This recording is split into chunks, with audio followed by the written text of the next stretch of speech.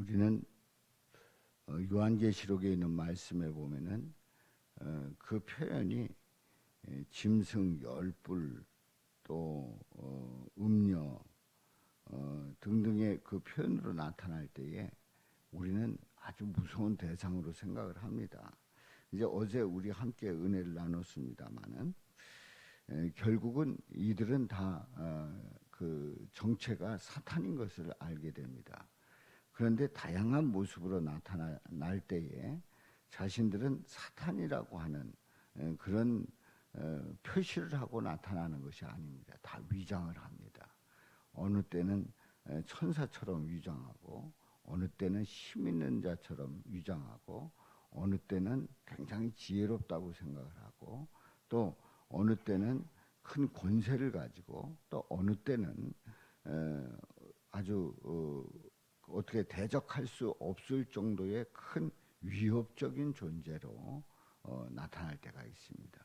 그럴 때에 우리는 그들을 그 사탄의 그 무리를 정확하게 분별하고 그리고 이건 사탄이 역사한다 하는 것을 분별해야 되는데 분별하지 못하는 거죠. 자, 그래서 우리는 간첩이 그 우리나라에 들어올 때에 나는 간첩이다 하고 들어오는 경우가 없습니다. 다 우리 주민들처럼 위장을 하고 그리고 실제로 이 남쪽에는 똑같이 우리 주민으로 살아가는데 주민등록번호가 있는데 또 이 체제 안에서 혜택을 받는데 그런데 간첩으로 살아가는 사람도 있단 말이죠. 그러니까 전혀 구분이 안 되는 거예요. 전혀 그 적을 이롭게 하는지 우리는 알 수가 없단 말이죠.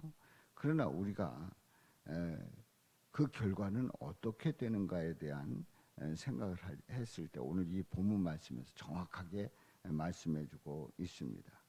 천사가 내게 말하되 내가 본 바 음녀가 앉아있는 물은 백성과 무리와 열국과 방언들이니라 이렇게 표현하고 있어요. 그러니까 이 음녀가 앉아있는 그래서 음녀가 영향력을 끼치는 그 모습을 그 대상들을 말하는데 백성과 무리와 열국과 방언들이라는 거예요.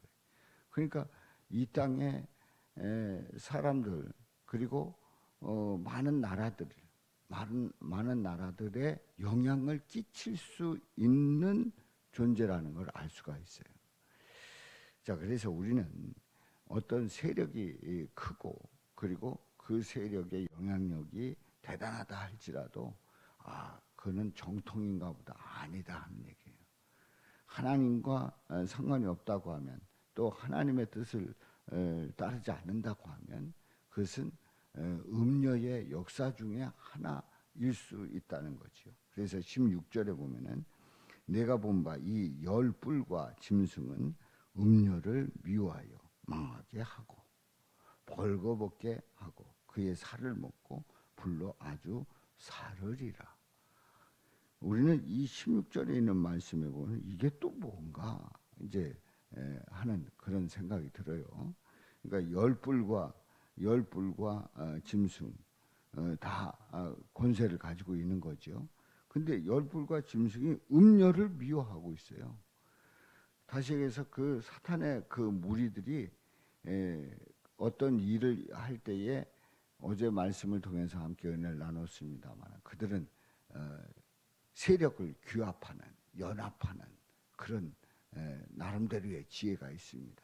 그래서 세계적으로 세를 모은단 말이죠. 그래서 이제 공산주의 같은 그런 경우는 세계적으로 공산주의라고 하는 그 사상을 모든 나라에 뻗치고 있어요. 그러니까 일본에도 공산당이 있어요. 실제로 당 이름이 공산당이에요.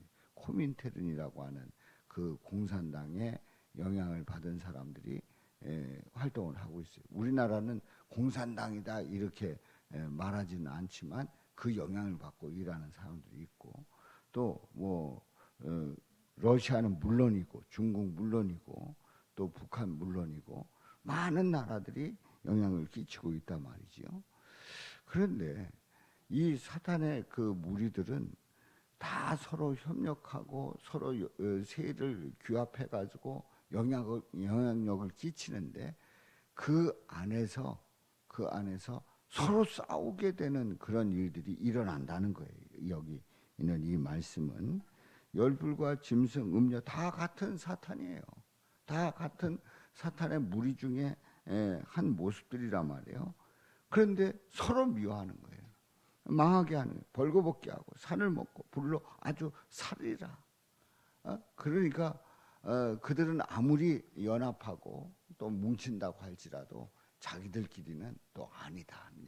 자기들끼리는 또 싸우고 그래서 서로 싸워가지고 피 터지게 싸워서 결국 한쪽 망하게 하고 이런 일들이 일어난다는 거죠. 그렇습니다. 마귀는 연합하는 것 같아도 사실은 연합할 수 없는 속성을 가지고 있는 거예요. 자, 17절에 보면은 우리가 조금 이해하기 어려운 말씀인데요. 어제도 함께 나눴습니다마는 하나님이 자기 뜻대로 할 마음을 그들에게 주사 한 뜻을 이루게 하시고 그들의 나라를 그 짐승에게 주게 하시되 하나님의 말씀이 응하기까지 하심이라. 우리는 사탄의 속성에 대해서 그 비밀을 안다고 하면 우리는 사탄을 두려워할 필요가 없다는 것을 어제 말씀을 드렸어요. 그들은 멸망할 존재들이에요. 지옥에 들어갈 존재들이에요. 무저갱이에 들어갈 존재들이에요. 그러니까 결국은 아무리 득세를 하고 아무리 새가 커서 믿는 자들을 공격하고 한다고 할지라도 그들의 결론은 결국은 지옥에 들어간단 말이죠. 그러니까 우리가 무서워할 대상이 아니란 말이에요. 그리고 그들은 영원한 존재가 아닙니다. 영원한 존재가 아니에요. 하나님의 때가 되었을 때에 그들은 끝납니다. 그러니까 영원한 존재가 아니기 때문에 우리는 두려워할 필요가 없어요. 또 한 가지, 그들은 아무리 능력을 행한다고 할지라도 한계가 있는 존재들이에요. 이런 그들의 그 어떤 사탄의 그 패턴, 사탄의 그 정체를 정확하게 알면 우리는 무서워할 필요가 없다는 거죠. 그래서 666이라고 하는 그 숫자는 그 숫자 속에 뭐가 있는 줄 아는데 알고 보면 그게 패턴이다. 다시 해서 사탄의 패턴을 우리 예수님께서 알려주셨다. 그러니까 사탄은 멸망할 존재들이, 지옥에 들어갈 존재들이고, 그리고 한시적이고, 그리고 그 능력이 한계가 있단 말이지요. 그런데 이들은 목표가 뭐냐면 하나님과 싸워서, 예수님과 싸워서 이길 수가 없다는 걸 너무나도 잘 알고 있어요. 그래서 그들은 천상에서 쫓겨나고 지상에서 예수 믿는 자들, 믿지 않는 자들은 이미 휘하에 다 들어와 있기 때문에 뭐 그냥 다스리면 되는 거고, 예수 믿는 자들이 공격의 대상입니다. 그래서 어떻게든지 예수 믿지 못하게 하고 또 흔들리게 만들고 하나님을 대적하게 만들고 하는 그런 일을 사단이 한단 말이죠. 그런데 우리는, 예수 믿는 우리는 이 사탄의 존재와 다르게 우리는 영원한 천국에 소망을 두고 있는 우리들입니다. 그리고 우리는 한시적인 그런 사탄의 그런 그 무리들이 우리의 믿음의 대상이 아니잖아요. 우리는 영원한 하나님이에요.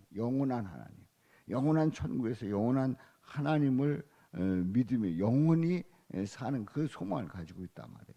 그들은 한계가 있어요. 그런데 우리는 무한한 전능하신 우리 살아계신 하나님, 또 나의 죄를 속죄하신 우리 예수님을 믿고 나간단 말이죠.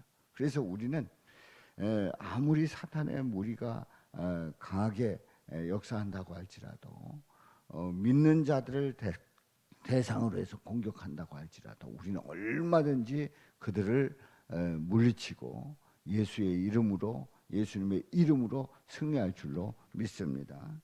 그래서 18절에 보면은 내가 본 그 여자는 땅의 왕들을 다스리는 큰 성이라 하더라. 큰 성, 별거 아니에요. 별거 아니에요. 다시 얘기해서 이 18절에 있는 말씀에 보면 야, 이 큰 성을 다스린다 하면 우리는 건드리지도 못하는 거 아닌가? 아닙니다. 아닙니다.